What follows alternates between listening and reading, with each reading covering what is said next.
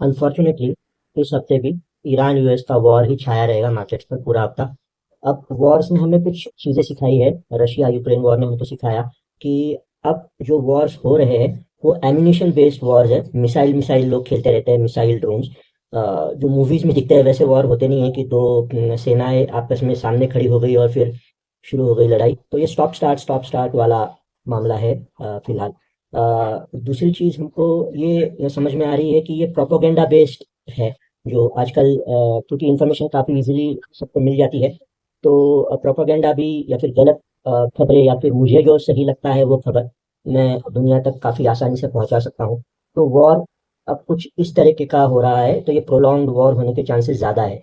फिर से क्योंकि न्यूज़ का कोई ख़ास भरोसा है नहीं, तो हम दो चीज़ों को इस हफ्ते में भी देखेंगे। मैंने सोचा है कि क्रूड ऑयल को देखूंगा मैं, जो पिछले हफ्ते में भी मेरे काफ़ी काम आया था। और इस हफ्ते में एक और चीज़ है, रुपी यूएसडी आईएनआर का जो इक्वेशन है।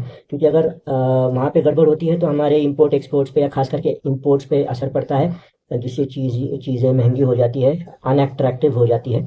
इंडेक्स की अगर हम बात करें तो निफ्टी की रेंज अनफॉर्चुनेटली नीचे नीचे शिफ्ट हो रही है। तो 22,800 से लेकर 21,800 तक अब सपोर्ट है।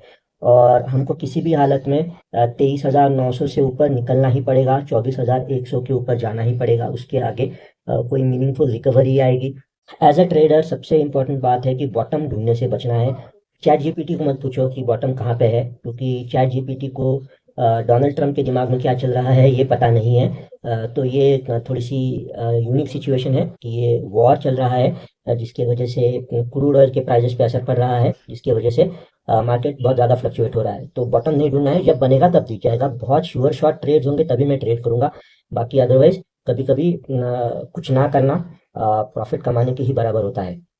तो अगर मैं एफ एंड में ट्रेड कर रहा हूँ तो मुझे बहुत ध्यान रखना है, बहुत एग्रेसिव ट्रेडिंग नहीं करनी है।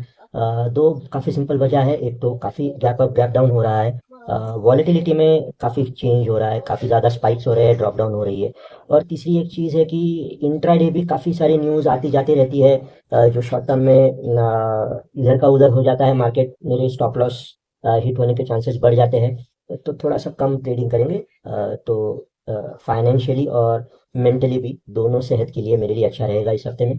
एज ए इन्वेस्टर ये वॉर शुरू होने से पहले जो स्टॉक्स या सेक्टर्स मुझे अच्छे लग रहे थे, जहाँ पे परफॉर्मेंस अच्छा था, वहाँ पे अगर परफॉर्मेंस चेंज नहीं हुआ है और सिर्फ करंट सिचुएशन की वजह से प्राइसेस नीचे जा रही है, तो वहाँ पे मेरे लिए मौका हो सकता है वहाँ पे थोड़ा सा एवरेज करने का, या फिर अच्छी वाली प्राइसेस पे कम वाली प्राइसेस पे बाय करने का मेरे लिए वहाँ पे मौका हो सकता है।